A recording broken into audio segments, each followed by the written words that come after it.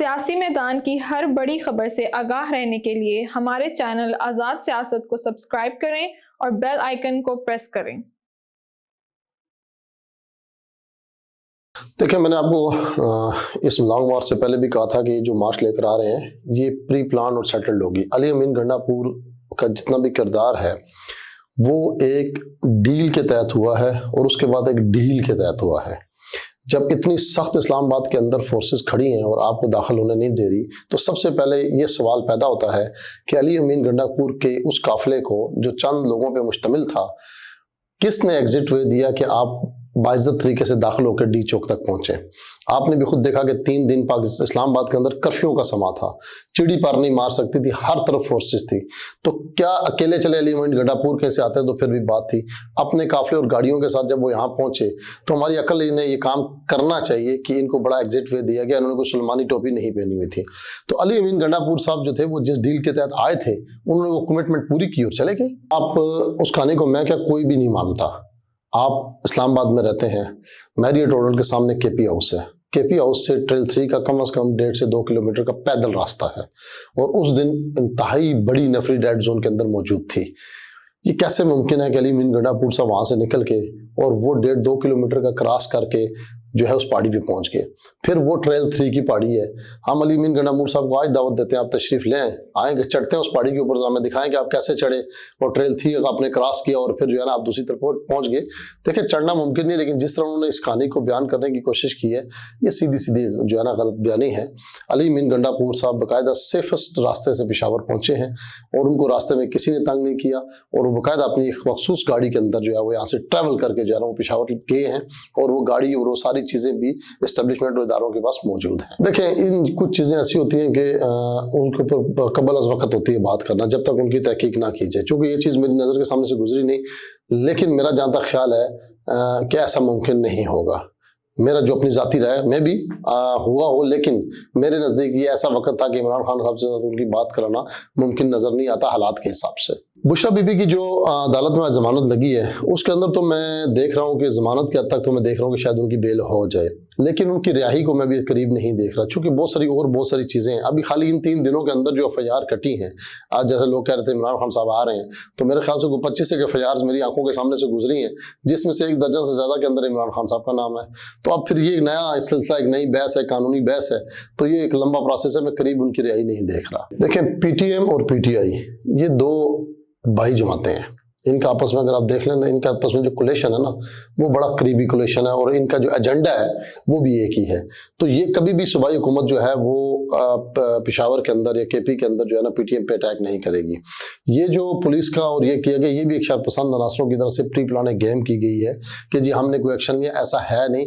और एक ऐसा माहौल बनाने की कोशिश की गई है कि रियासत को ब्लैकमेल किया जाएगा, जी हाँ बंदे मर जाएंगे, यहाँ जो है बहुत कत्ल गारत हो जाएगी और हालात ख़राब हो जाएंगे, लिहाजा हम एक्शन नहीं लेते। तो ये एक प्लान गेम है PT और PDM के, उसकी PTM के अंदर। देखें, PTM जो बयानियाँ बनाती है और वो सरेआम जो जुबान इस्तेमाल करती है रियासती इदारों के खिलाफ, वही जुबान जो है वो आजकल PTI भी इस्तेमाल कर रही है। तो इनका जो सियासी गोल है ना वो एक ही है। जो ख्वाजा आसिफ साहब ने कल बात की है कि अगर मंसूर अली शाह साहब जो है वो चीफ जस्टिस आ जाते हैं तो इलेक्शन का ऑडिट होगा और उससे जो है ना मुल्क में इंतशार फैलेगा और चीज़ें जो है ना वो दूसरी तरफ डिले हो जाएगी और जाएंगी। देखें, ये बात छुपी हुई नहीं है कि PTI जो है वो इलेक्शन जो है उसकी बहुत भरपूर जो है वो मुखालफत करते हुए कह रही है कि इसके अंदर बहुत ज़्यादा रैगिंग हुई है और ये खदशा भी उनका अपनी जगह पे बजा है। इसको आप जो है ना वो ऐसा नहीं कह सकते कि मुमकिन है ऐसा भी हो। हुकूमत जिस तरफ जा रही है, जो आईनी तरमीम ला रही थी और ये सारी चीज़ें थी, ये उसी तसलसल को रोकने का एक सिलसिला था। लेकिन चूंकि मंसूर अली शाह साहब जो है इस वक्त वो एक दूसरे ग्रुप को लीड कर रहे हैं और PTI ये समझे कि उनके खैर ख्वाह होंगे। ये अब देखते हैं कि आने वाले वक्तों में वो जब चीफ जस्टिस बनते हैं तो वो किस डगर मुल्क को लेकर जाते हैं, आया इंतशार की फसा बनाते हैं या कोई बामी या दरमियानी रास्ता निकालेंगे। देखिए, मौलाना फजल रहमान साहब जो है ना वो पॉलिटिकल बॉल्स को बहुत अच्छी तरीके से प्ले करना जानते हैं। अब उन्होंने इस वक्त बैक वक्त मुस्लिम लीग नून से, इस्टेब्लिशमेंट से और हर एक से अपना बदला लिया है। अब मुस्लिम लीग नून से उन्होंने अपना बदला किस तरह लिया है कि जब इमरान खान के दौर में धरना लाया गया, मौलाना साहब को बुलाया गया, तो उसमें ये वाज़ेह गारंटी दी गई थी कि नून लीग आपका खुल के सपोर्ट करेगी, जो कि वज़ाहिर आपने देख लिया था कि उस धरने के अंदर नून लीग की कोई सपोर्ट नहीं थी मौलाना को। यहाँ उनके साथ नून लीग ने डिच किया। अब वो धरना बिठाकर मियाँ मोहम्मद नवाज शरीफ को इस्टेब्लिशमेंट ने इमरान खान के जरिए मुल्क से बाहर निकाला। एक ब्लैकमेलिंग का जो आंसर था, जनरल फैज भी उसमें इन्वॉल्व थे। अब उसके बाद फिर जो है PDM बनी, तो उसका सेहरा भी मौलाना फजल रहमान साहब के सर पे रखा गया और इमरान खान की हुकूमत को चलता किया गया। उस दौरान जो वादे वहीद हुए वो कुछ पूरे हुए। उसके बाद जब न्यू इलेक्शंस आ गए और जो उन्होंने कमिटमेंट की थी, उनमें से कोई कमिटमेंट भी जो है मौलाना के साथ पूरी नहीं की गई।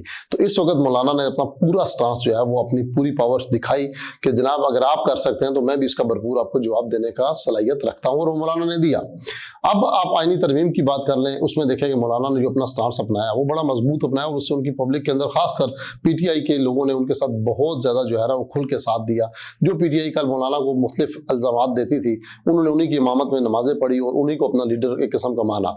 और अगर इस वक्त मौलाना साहब PTI के सर पे हाथ रख देते हैं और PTI को भी इस वक्त एक ऐसे, चूंकि इमरान खान साहब अंदर और बाजार उनके जो लीडर हैं वो आपके सामने अली मीन गंडापुर जैसे हैं, तो PTI के लिए भी ये बहुत बड़ा एक बेनिफिट होगा मेरे नज़दीक। देखिए, इमरान खान साहब ने हमेशा बंदे चुनने में गलती की, ये उससे उनका आज का नहीं। जब से वो गवर्नमेंट में आए उन्होंने जो टीम चुनी वो आपके सामने है। सबसे पहला जो उनका जो है ना मसला, या मैं कहूँगा फड्डा शुरू हुआ एस्टेब्लिशमेंट के साथ, वो CM पंजाब बुज़दार पर हुआ।